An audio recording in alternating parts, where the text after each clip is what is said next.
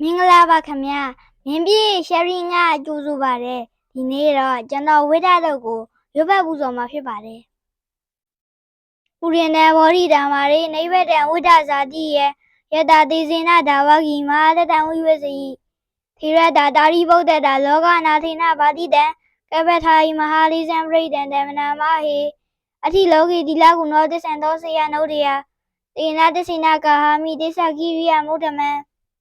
အဝိဇ္ဇတဝါဓမ္မဗလံတရိတဝါပုဗ္ဗကေစီနေသစ္စာဗလမွေတာယသစ္စာကိရိယမကတဟံ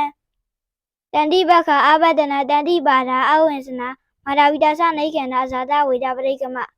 တဟတစိကတိမရှံမာပလိတောတိခိဝိစိတိတောလတဂရိတာနိဥဒိကံဘေတဝါယထာတိခိသစ္စိနာမေတမောနတိဧတာမေသစ္စာပါရမီဝိရတုတနိဋ္ဌိတံ